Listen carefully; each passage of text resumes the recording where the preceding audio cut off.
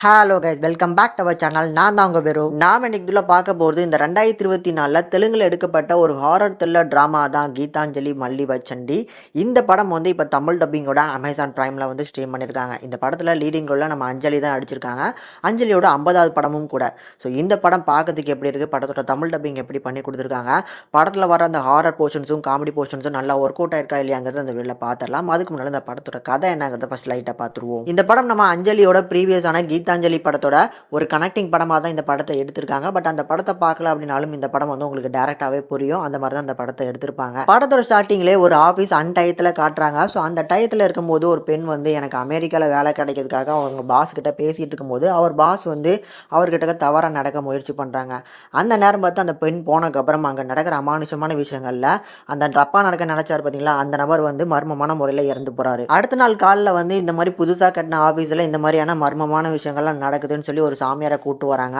அந்த சாமியாரும் இந்த மாதிரி ஒரு ஆவி வந்து இங்கே இருக்குது, அந்த ஆவியுமே பழிவாங்க நோக்கத்தில் தான் இங்கே சுற்றிட்டு இருக்கு. ஆனால் இப்பொழுதைக்கு அந்த ஆவியை வந்து இந்த பொம்மையில் அடைச்சி கொடுத்துட்டு தான் இதை கரெக்டான நான் சொல்கிற நேரத்தில் வந்து வெளியில் போய் புதைச்சிட்டு அப்படின்னா ஒரு பிரச்சனை இல்லைன்னு சொல்லி புதைச்சிடுறாங்க. இப்போ இன்னும் கொஞ்சம் நாளுக்கு அப்புறம் அந்த பொம்மையை ஒரு கன்ஸ்ட்ரக்ஷன் சைட்லேருந்து எடுக்க அந்த பொம்மை ஒவ்வொருத்தராக கை மாறி போகுது. இன்னொரு சைடில் ஒரு டீம் வந்து ஒரு படம் எடுக்க போகிறோம் அப்படின்னு சொல்லி ஒரு பங்களாக்கு, அதாவது ஊட்டியில் இருக்கிற ஒரு பங்களாக்கு வராங்க. அந்த இடத்துல ஹீரோயினா நம்ம அஞ்சலி தான். அவங்க வந்து ஒரு காஃபி ஷாப் வந்து ரன் பண்ணிட்டு இருக்காங்க. ஆனால் படத்தில் வந்து ஸ்டார்டிங்கில் வந்து வரமாட்டேன்னு சொன்னவங்க கன்வின்ஸ் பண்ணி எப்படியோ படத்துக்கு வந்து ஓகே பண்ண வச்சிடுறாங்க. இதுக்கப்புறம் அந்த பங்களாவில் நடக்கிற அந்த சம்பவங்கள் என்ன, ஏன் அப்படின்னா அந்த பங்களாலே ஆல்ரெடி வந்து ஒரு ஸ்டேஞ்சான நிறைய விஷயங்கள் நடந்திருக்கு அப்படிங்கிற மாதிரி சொல்கிறாங்க.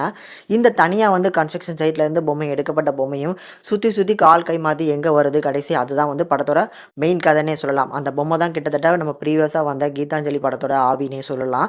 அது எப்படி கடைசியில் இங்கே கனெக்ட் பண்ணுறாங்க அண்ட் ஆல்சோ வந்து டுவர்ட் த எண்ட் எப்படி முடிக்கிறாங்க அப்படிங்கிறத அந்த படத்தை பார்த்து தெரிஞ்சுக்கோங்க. இப்போ இந்த படம் பார்க்கறதுக்கு எப்படிப்பட்ட ஒரு ஹாரர் மூவியாக ஒர்க் அவுட் ஆயிருக்கு அப்படின்னா சிம்பிளாக சொல்லிடலாம். நம்ம வந்து அரண்மனை 4, அரண்மனை 3 இந்த மாதிரியான படங்களை அதிகமாக பார்ப்பீங்கன்னா அதே மாதிரி கேட்டகரியில் ரொட்டீன் டெம்ப்ளேட்டில் போட்டு உருட்டின படம் தான் இந்த படமுமே. அதே மாதிரி அங்கங்கே சில இடங்களில் ஹியூமர்ஸ் ஒர்க் அவுட் ஆகிருக்கலாம், சில இடங்களில் ஹாரர் ஒர்க் அவுட் ஆகிருக்கலாம். ஆனால் அந்த படம் எப்படி இருக்குமோ அதே மாதிரி தான் இந்த படமும் இருக்கும். பட் இந்த படத்தில் யூனிக்னஸ்னால் நம்ம அஞ்சலியோட பர்ஃபார்மன்ஸ் தான். அவங்க நீட்டான ஒரு பர்ஃபார்மன்ஸ் இந்த ஹாரர் மூவிக்கு தேவையான அளவுக்கு சூப்பராக பண்ணி கொடுத்துருக்காங்க. அதுலேயுமே அந்த ஹாரருக்கான மேக்கப்லாம் சூப்பராக போட்டு கொடுத்தனால சில இடங்களில் வர அந்த ஹாரர் போர்ஷன் நல்லா ஒர்க் அவுட் ஆகிருக்கு. அதே மாதிரி தான் ஹியூமர் போர்ஷன்ஸும் காமெடிக்காக நிறைய க்ரூ மெம்பர்ஸ் ஆட் பண்ணியிருக்காங்க.